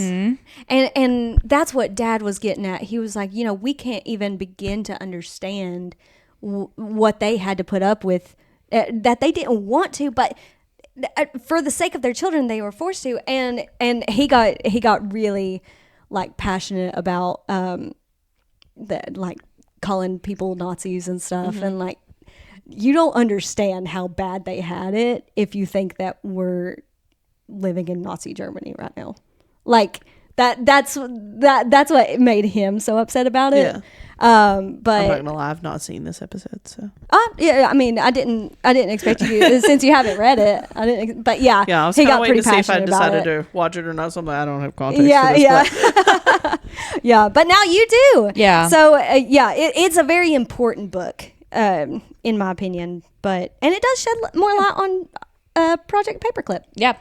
Yep. The Project Paperclip was very interesting. Yes. I really enjoyed that. Yes. I don't know why they called it. Oh yeah, I do, because it was like secret papers, and it was a paperclip. Yeah. Yeah. Anywho, All right. Heir of Blood and Moonlight. So you want to let's- talk about it again? What we're gonna do? we're see gonna you in say the episode. We've already released the episode. Yep. Yes. Right. Quick review. It wasn't It was great. awful. Don't read it. Watch the episode though, not with children present. Not with children. Also, again, I'm sorry. I read this book from March 12th through March 15th. I read it from March 5th to March 17th. I read it from March 23rd to March 28th. And that's all we're going to say on that. Pearl. Yeah. Gag me with a spoon. Next to Still Me. Yes. I had to have a palate cleanser. Yes. And I thought, what is the only safe bet here? What has everyone been trying to make me read? Throne of Glass by Sarah J. Maas. Yes. Maas? Mass. I read this book from, I think you're going to be shocked, March 15th to March 16th. That is crazy. I read, or I'm sorry, did I read or did I listened? I bought all of these on Audible forever ago just so I would have them. Yes. And over the course of just 24 hours, I had this book done. That's amazing. I need to get on your Audible and listen to Tower of Dawn. Yes, just to get through it. Yeah. Because It's sitting on my couch. I need you to get to the last book. Yeah. I need you to get there. Yes. We had a whole discussion on what order I should have to read this Yes. book into because they have all read it differently for Different different ways. reasons. Yes. Hannah, go ahead and you can explain how you chose to read this series. So I didn't realize that there was a novella. I did not realize there was The Assassin's Blade. So I went through the entire regular series, and then I got the hankering to reread like a year later or something. Mm-hmm. And I was like, oh, I completely missed a book. And then I did the research to see what it was about. And I was like, okay, so since I know the story and I know that Assassin's Blade is kind of like a prequel almost, I'm going to read it at the beginning. Oh my gosh, it was amazing to read. I love it. I read it at the beginning, and I suggest doing that. I could see where you're, and this is what I said even whenever you were starting, was you kind of feel like you're thrown into it more because you don't have every book you're just thrown into. You just got to catch up. But this one felt a little bit more building. Yeah, it was less jumping into a pool and more a wave hitting you. Yeah, that kind of difference. It's same kind of feeling, but you kind of get smacked a little bit, you know. Conversation's already started. Catch up.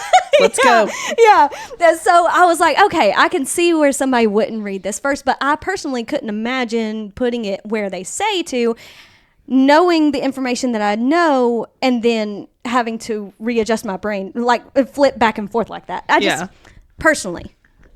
And you're glad that you read it first, right? I'm so glad. Yeah. I'm so glad that I read it first. And people are it like... It really set the scene beautifully. It was just like a nice little platter. Yes. It is the platter that the food is on top of. Yes. Oh my gosh, that's such a good way of putting it. Oh my gosh, I can't wait for you to get there so you can confirm. My goal is to read it as a true publication release. Yes. Yeah. So it will go exactly where she put it out. That's the way Sarah J. Maas recommends it. So yeah, I'm going to do that because we've already put it at the first. Yeah. Didn't know it existed and read it at the end technically. And so I'm just going to be a purist and read it in the order of release just to see. Right. Just to see. And I understand that, but at the same time, I'm a chronological girly. Like I'm a purist in most aspects. So this is the route that makes the most sense for me. That I would be like, no, it needs to be read specifically between these novels as it was released in this order for a reason. I do think it's important to note that it's different with every person. Yeah. So just do what you feel comfortable with. Don't judge other people for the way that they do it if it's different than you. Because I see a lot of judgment, dude. There's so much judgment. It's just a book, guys. Like, guys, you can go your own way. Go your own way. Yeah. So, I anyway. need to read synopsis and everything here because we've never done this for Throne of Glass on the series. Never. In a land without magic, where the king rules with an iron hand, an assassin is summoned to the castle. She comes not to kill the king, but to win her freedom. If she defeats 23 killers, thieves, and warriors in a competition, she is released from prison to serve as the king's champion. Her name is Selena Sardothian. Yes, I got the last name, but Selena throws me. I said Sardothian. Did you? Selena Sardothian. Yeah. Oh, I listened to it. That's why I didn't have a struggle with it. Yeah. Yep. The crown prince will provoke her. The captain of the guard will protect her, but something evil dwells in the in the castle of glass, and it's there to kill. When her competitors start dying one by one, Selena's fight for freedoms becomes a fight for survival and the desperate quest to root out the evil before it destroys her world. It was a really good book. I gave it 4 stars. Yes. There were some of it was kind of obvious to me what was happening. I gotcha. But I like the story. I like the way it was told. Yes. So even though I do feel like I knew what was probably going on for pieces of it, not the whole thing. Right. I don't know. It was a good read. Yeah. I wanted to keep reading it. I was like, look, how are you going to tell me about it, though? Because I know something's coming with these certain characters. I want to know more. Right. It was a very good read. I suggested. There's no spice. Nope. Just lots of yearning happening. Yeah. I was very interested in all the yearning. Oh, yeah. I didn't, after reading Heir of Blood and Moonlight, I did not want anyone to touch. Yeah. No. Oh, my God. No. So this was a good palate cleanser. Yes. If you made the mistake of reading that book club book with us and you need to freshen your palate of fantasy, start Throne of Glass if you haven't already. This is lots of yearning. I don't know which way I want things to go because there's kind of a love triangle. Yeah. I love everybody though. Yeah. It's a good book. I'm glad you suggested it. I'm excited to read the next one next month. There are a lot of people who are... I'm still a McIntire girly. Like, that one's my top series by her. Yeah. But the people who read this one first are typically the ones that this is their series. Like, top Sarah J. Maas, this is peak Sarah J. Maas, you know. And I would like to point out, she was like 16, 18 when she started these books. Amazing. I mean, inspirational. What am I doing Lindsey with my Sparks life? some notes. Yes, please. Slide them her way. Room for improvement. It's really amazing. You will be ready to go to war by the end of the series. Nice. I like fighting, so it's amazing. It's amazing. I can't wait to have more episodes with it. Oh, I love it. All right, so I was next, and we are just going to skim over this because we have already had a mini-sode about the Hunger Games. Yeah. So I read The Ballad of Songbirds and Snakes. Great book. Oh my God, amazing. I originally read this book closer to when it came out. I can't remember exactly when that was, but I read it closer to then. Yeah. This time I listened from... I listened to it that time too. Sorry. I listened this time from March 12th to March 17th. I cannot get over Dean Highbottom's story. How the Hunger Games was created one drunken night out. Yep. Mm-hmm. Yep. And Snow's dad turned it in as a project. Yep. And it became what it was. Uh-huh. Oh my gosh. I don't think I focused enough on that. Like, no wonder he needed morphling all the time. He knew he was partially responsible for this. Mm-hmm. Snow couldn't have come up with that on his own. Snow didn't come up with that. Nope. He took his idea and turned it in as a project. Which isn't that such a Snow thing to do? I hate that, man. I did notice, I do want to say, Snow is the most self-centered being ever. I still haven't seen the movie. So good. I want to. But from what I understand, I've seen bits and pieces. And I saw somebody comment on a snippet not too long ago. And all these comments were like, oh, the way he's looking at her, he wants her so bad. He's yearning for her. But I've read the book. And I know what internal thoughts he was having at that time. He was an extremely self-serving person. It was never about wanting her. It was wanting to control her. Mm-hmm. And that's something that can't come across in movies. You can't possibly know that. And somebody commented and was like, all these people thirsting after Snow tells me that they have never read the book. They just watched the movie. Also, all these people thirsting after Snow is probably the entire reason Sunrise on the Reaping exists. Because she was like, absolutely not. You cannot love this man. Stop. Well, yeah. That is the thing with, I talked about it whenever we had our mini-sode. Yes. How dare she make me like Snow for a small portion of it? Well, yeah. I felt that in the first read through. Okay. But this time it's like, obviously. Well, you had the ending. Yeah. And so I just got to looking. I just got to looking at the red flags, and I was like, they are everywhere. Yeah. This man did nothing just out of the kindness of his heart. Everything was a show. Everything was to serve a purpose that benefited him. What could I gain what from this can moment? I gain from I can't. I can't. That 5 stars, 100%. And Hate you. 5 oh stars. God, the early games were so barbaric. Like obviously the entire, it's All barbaric. of it's barbaric. Yeah, More it's barbaric children than this. It's children killing each other. But the fact that they kept them in a zoo cage, like animals. Whew, my goodness. The way Suzanne Collins pulls from her original series on little details throughout, amazing. It is very similar to J.K. Rowling. Did we know that lioness, tigress? Did we know that they were related? Not from the original. Okay. Not from the original. Yep. Yeah. For her to get cast aside, like, oh my gosh. Yeah. And for them to be so close. Yeah. She did so much for him. Yeah.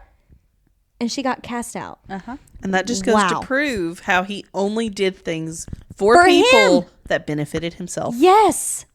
Yes. So the way Suzanne Collins pulls those details and stuff and sprinkles them into these books, it is very similar to J.K. Rowling, and we all know that Harry Potter is my favorite series of all time. So, I mean, this is just amazing work. Amazing work. 5 out of 5. It's only a 3.98 overall. I don't understand. It is on Libby, or it's $10.48 for paperback is the cheapest option. It's 100% worth it. 100% worth it. Without a doubt.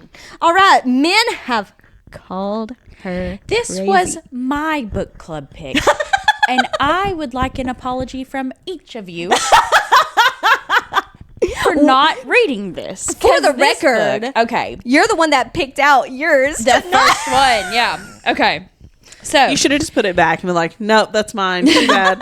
Men Have Called Her Crazy is a memoir by Anna Marie Tindler. If anybody does not know who Anna Marie Tindler is, this is John Mulaney's wife, who they went through that divorce during COVID where he left her for Olivia Wilde. Yeah, I still don't know. He's with Olivia Wilde? Not Olivia Wilde. I was about to say Harry Styles Olivia with her. Munn? I still don't know anything about any of that situation. You are gonna. Do you not know drama. who I John just Mulaney know is? who he is. Okay, John Mulaney's the comedian. Okay, I recognize him. Yeah, Olivia Munn. Yep. Olivia Munn. 2024. So we're pretty sure that he had an affair. But if you are looking for some like her side of the story on their divorce, because whenever this memoir was written and it discusses her going into a hospital for an extended stay because of suicidal thoughts. And it was during her divorce. So if you're thinking that you're going to get like her side of the story, it's not going to happen. Which I respect because the divorce was so public. I gotcha.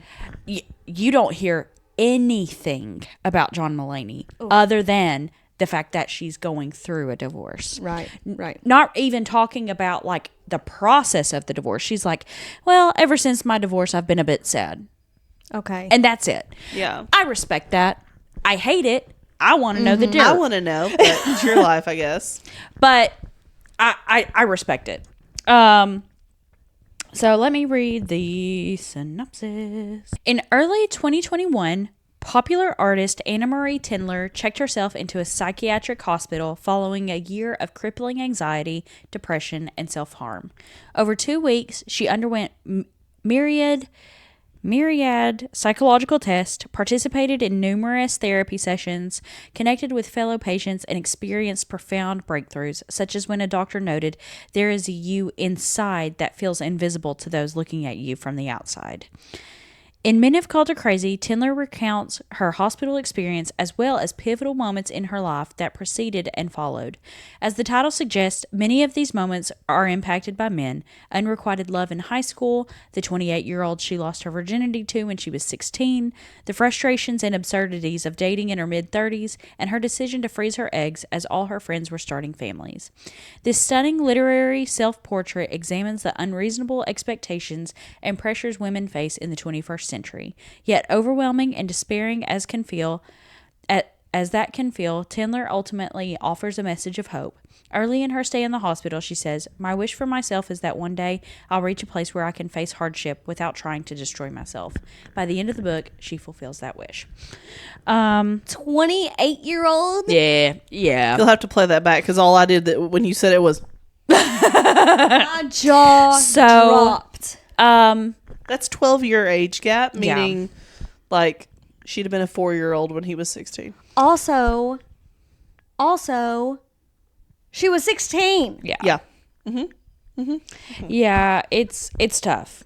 My gosh. It does feel a bit, as far as memoirs go, this is lower on my list because it does kind of feel like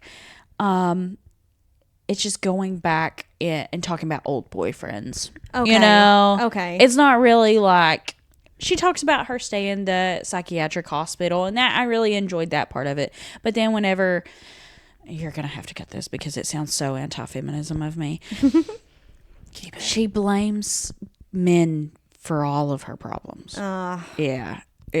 And that's not a lot of them. Yeah. That's not anti-feminism. No. That is yeah, exactly. That's just putting all of your problems on somebody else. Also, your choice in men is part of a problem. Yes, yeah.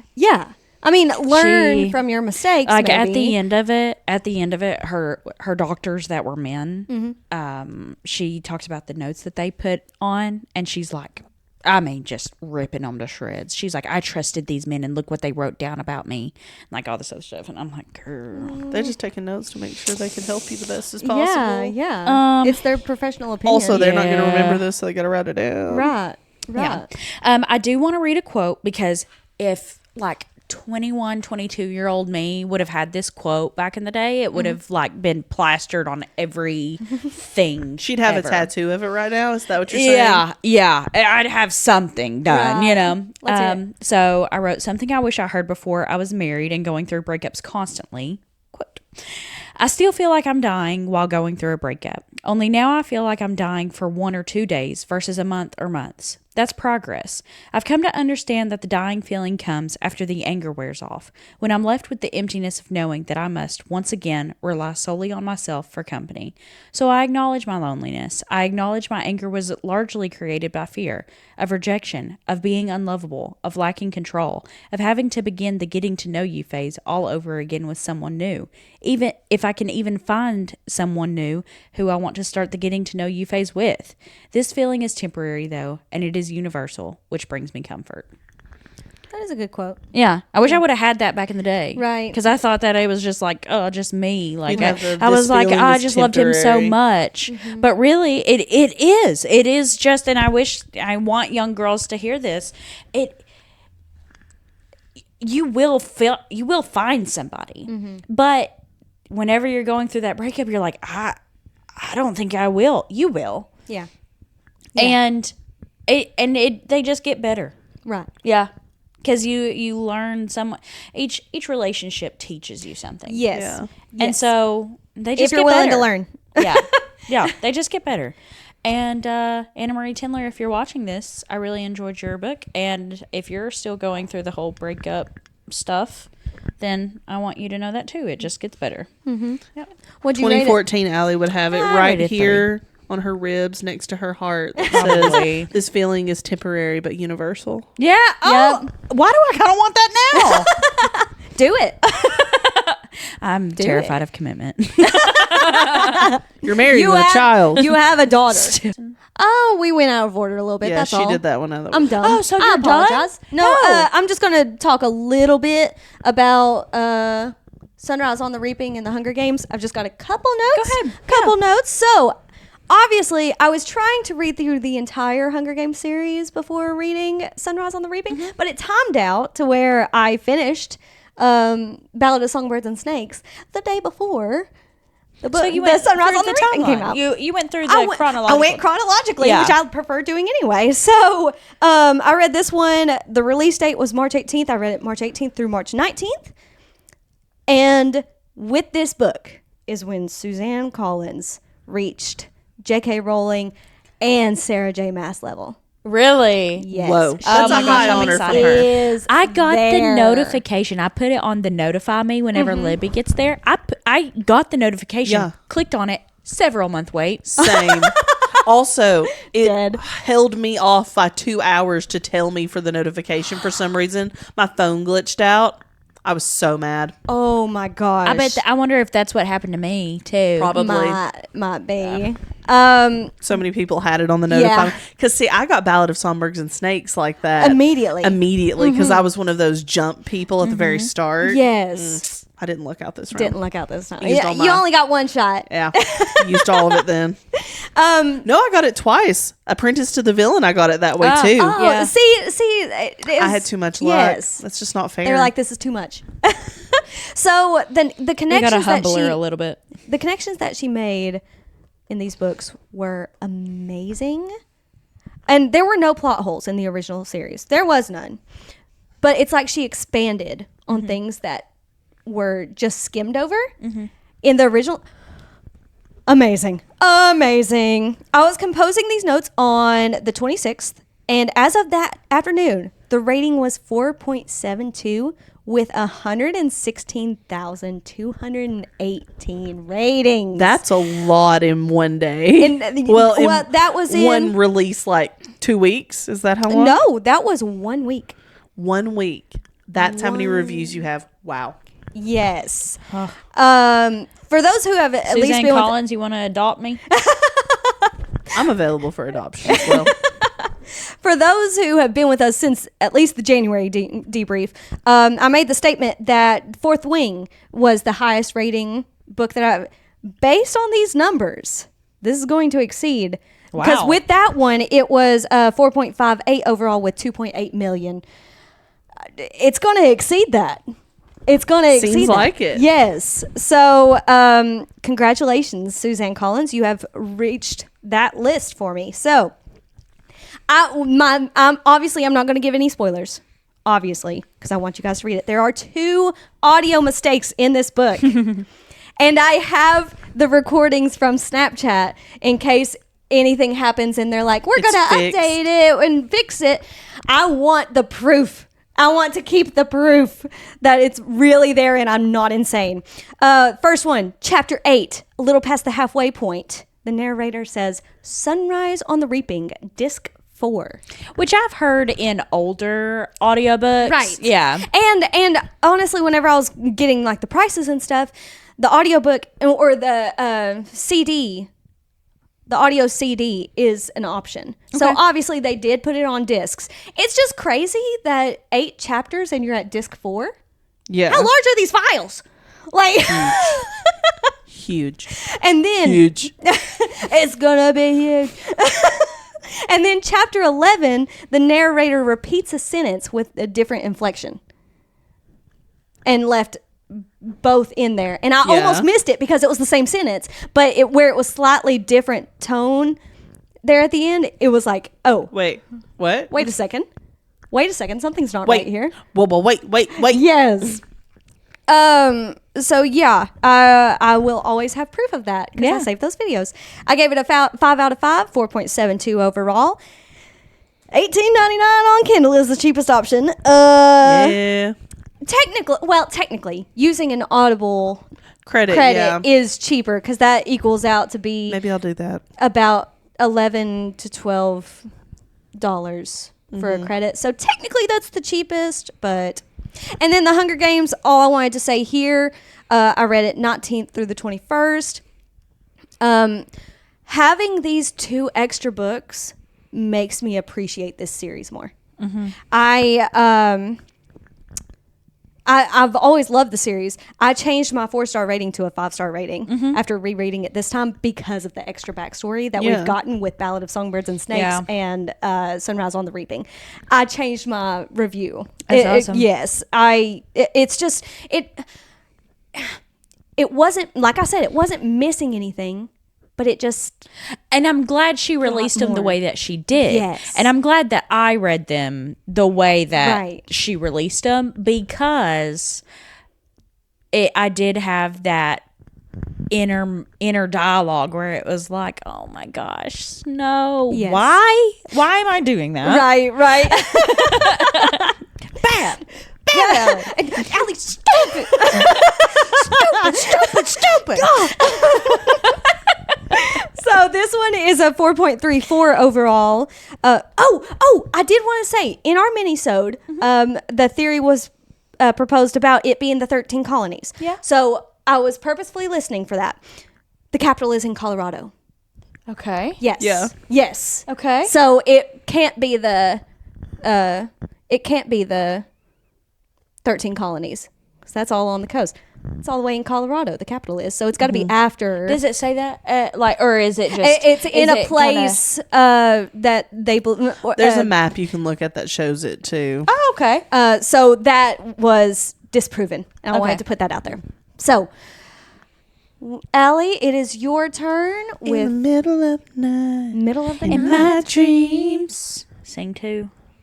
You should see the things we do, baby. Baby. Anyway. Sing too. Anyways, I don't have a lot to say about this. Middle of the Night by Riley Sager. I saw this I saw this whenever we were doing the game. I don't think I read it there. I don't think you did either. No. So I don't remember. But I found it on the Barnes and Noble website. It is 384 pages. I read it on my Kindle. Riley Sager, you got me again. I will rate this just a 3-star because it kind of like averages out. Okay. But it's not House Across the Lake because I hated House Across the Lake. Right. So you got me again. I'm willing to give you more shots. It's like, So you got me. the worst thing to ever happen on Hemlock Circle occurred in Ethan Marsh's backyard. One July night, 10-year-old Ethan and his best friend and neighbor Billy fell asleep in a tent set up on a manicured lawn in a quiet, quaint New Jersey cul-de-sac. In the morning, Ethan woke up alone. During the night, someone had sliced the tent open with a knife and taken Billy. He was never seen again. 30 years later, Ethan has reluctantly returned to his childhood home, plagued by bad dreams and insomnia. He begins to notice strange things happening in the middle of the night. Someone seems to be roaming the cul-de-sac at odd hours, and signs of Billy's presence keep appearing in Ethan's backyard. Is someone playing a cruel prank, or has Billy, long thought to be dead, somehow returned to Hemlock Circle? The mysterious occurrences prompt Ethan to investigate what really happened that night, a quest that reunites him with former friends and neighbors and leads him into the woods that surround Hemlock Circle, woods where Billy claimed ghosts roamed and where a mysterious institute does clandestine research on a crumbling estate. The closer Ethan gets to the truth, the more he realizes that no place, be it quiet forest or suburban street, is completely safe, and that the past has a way of haunting the present. Oh my gosh. This book is so gothic. Really? Like, it's like a cozy gothic. Okay. If that is even a vibe that you can feel. I think so. Cozy Witch is one. So Yeah. I felt like this felt like a book that you want to curl up and like light a fireplace, have like candles going, have it raining outside. That is the type of vibe you want whenever reading this book. Okay. It I is can get good. behind that. Yeah. I just give it a 3-star. Again, it's kind of hard whenever you read a bunch of mystery thriller to not kind of group them all the same. Right. But this did give me hope for Riley Sager again. Good. it is very upsetting because every bad thing is happening to children because it's like going back in time talking about Ethan and his family or whatever. Hard. Yeah. And so if that is something that you don't want to like feel, then just maybe skip this one. Right. That's fine. Right. Yeah. Riley Sager's got other books that don't involve children. Right. So, and then I just wanted to put on here, I write notes in my phone because I read on my Kindle. Right. And then I have my phone right there. So whenever I was sleeping in the middle of the night, I can't just like whip out, and I don't have the scribe. So, I can't just whip out a pencil and just start jotting. All I wrote in my phone one night was middle of the night, adorkable, ew. I don't know. Did they was that a word in the book? They were talking about a child who now lives on Hemlock Circle, and like as serious as could be, he just looked so adorkable, and I was like, oh God, interesting choice. Yeah. So that would give it a 3 star just right there. Like, that's why subconsciously you put the 3 stars because you remember adorkable. So I read this book from March 10th to March 23rd. I finished it early morning, March 23rd, which gave me the opportunity to start Because of Winn-Dixie. Yes, I saw this on your list. Yes, and I finished this book in an hour and a half. Sounds about right. Fast. Which is a children's book. It is such a feel-good book. It is. And then, so because I finished it in an hour and a half, I was able to watch the movie that day. And if you have only ever watched Because of Winn-Dixie, the movie, you are doing Opal's father a disservice. Because in the movie, he is so callous kind of towards Opal and like just kind of shut off, very separated. That is not how he is in the book at all. He is so, yes, she talks about, she's like, oh, I call him preacher because he's more of a preacher. But the experiences that she has with him doesn't show that at all. Right. It's just the whole, them having church in an old convenience store. Yes. The library being in a home. Yes. It's such a feel good. If you ever need just a palate cleanser. It is so quick. It is so good. It is so feel good that I gave it like a 3, maybe 4 star. I really can't rate. Right. It's hard too because you also have the nostalgia factor. Yeah, I get that. Now, whenever I saw that on your list, I was like, how dare I forget such a big book in my childhood for our back to school episode. I was like, how dare I? I was so obsessed with that book. It is so cute. Oh, I loved that one. And what's cool is my parents worked at Winn-Dixie, so I always thought that was cool. Really? Yeah, I always thought they worked together. Oh, they did. How cute.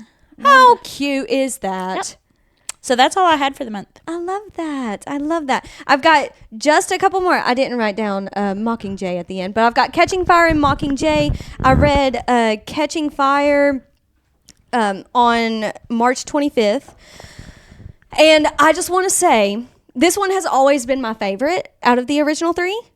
I have so much more appreciation for it now. Catching Fire? Yes, because of Sunrise on the Reaping. I saw somebody say, they said Ballad of Songbirds and Snakes was a prequel for The Hunger Games, and Sunrise on the Reaping was a prequel for Catching Fire. Ooh. Nice. And I wholeheartedly agree with that statement. Yes. Now because I told you guys guys the spoilers I've watched. you better not be looking at spoilers. I kind of watched the video that she told us not to watch until.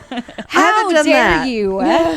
Just scrolling through TikTok, I'm like, I know It's our most most of where this is popular- coming from. It's our most popular It Instagram video. It is. It's probably at about 200 now. That's awesome. Wow. 200,000 views. Yeah. That's crazy. Oh yeah, it's awesome. But I saw somebody speculate, what if all of the pieces of the clock were specifically designed for the victors? Yes. Oh, I 100% horrors believe that they experienced in their own games. Yeah. They have to relive. And I already need a reread to see if I agree with this, because I already agree with it. I mean, just Oh my that God. is some I want to see how serious- much of it lines up. You know. Now, they definitely couldn't have planned who was going to be in the games. And that's another thing that so they talked could about. have taken just like the highlights, the most best horrific. ones. Yeah. Or the ones they knew were going to be the most personal. Yes. If they Yes. knew which ones, Traumatic. like places that only had so many victors, Yeah. they knew they were going to pull. Like Katniss was an obvious pull because Right. she's the only female victor. Right. So of course they They used could plan Jabberjays. for those people. Yeah. But you had to kind of guess on the other ones. Yes. So obviously this is a 5 out of 5 overall, or 5 out of 5, 4.34 overall, same as Hunger Games, if you notice. And it's on Libby, or it's $7.93 on paperback. And then on March 25th through what was Tuesday? Nope, what was Thursday? The 27th. I read Mockingjay. And I'm not okay over everything that happened. They made it a lot more dramatic. They made Buttercup a lot more dramatic going back to get him in the movie than it was in the book. Like in the movie, they're left outside. They're having to like huddle like outside of the barracks and stuff. No. But in the books, it was like, oh, I noticed Prim's not here. Oh, I barely stopped the door. Oh, they're coming down the steps. Okay, we're good. Just let them in real quick, and it's all good. Like she didn't have to run up to get her. Yeah. Still no. Let the cat go. Yeah. Also- Cat's got to go bye-bye. Gale is the biggest red flag. Amen. Oh my gosh. Oh, he was so obnoxious. So obnoxious. How did I not notice this whenever I was How younger? did Miley Cyrus find him attractive? He was honestly. Oh, he was so. I mean, I still gave the book 5 stars, obviously, but Mockingjay is my least favorite. What I will say, you made the comment in our mini-sode last time that it was Boring, no, yawning, no. sleeping, No. and then all of a sudden it's like the whole Wait book a happened second. in the last 5 minutes. no. You made the comment about Snow's death Yeah, and how it was not as much as he deserved, and Not good enough for It me. wasn't good enough, and I mean, I understand I always erred on the side that he was trampled instead of like he just coughed like too much, like the poison got to him. I always erred on the side he was trampled by the crowd instead, because that's at least a little bit worse for him. Even that's not enough now. No. After all of these 2 prequels that we've gotten, plus the original Hunger, like that is not enough of a death for him. You are correct. He deserved so much worse, and I can see that now with everything piled on top of it. Yeah. So Snow got off way too easy for what he did. That makes me angry. So yeah, that was the last book of the That was month. it. Yeah. Dude, we went through some books, ladies. Yeah. We went through it. So I want to do the math. How many books? 22 books this month. It's a lot. Yeah, we went through it. So if you've made it this whole time, thanks for hanging out with us. What did you read in the month of March? What were your favorites? What were your least favorite? Have you read any of these books that we have read? If so, let us know what you think of our thoughts on them. Yeah. Let's just keep the conversation going. Drop a comment down below, or come find us on Instagram, Facebook, TikTok, The Unfinished TBR. We've got an email, theunfinishedtbr@gmail.com. We're on YouTube. We're on Spotify. We just want to say hey. We just want to hang out. So come say hi. And next week, you will get coverage of the book festival that we have been to. At this moment, we have not been there yet, but by the time this airs, you will see footage of it next week. Yeah. So stick around, see how that went with us, and we will see you next time on The Unfinished TBR. Love you. Have a good week.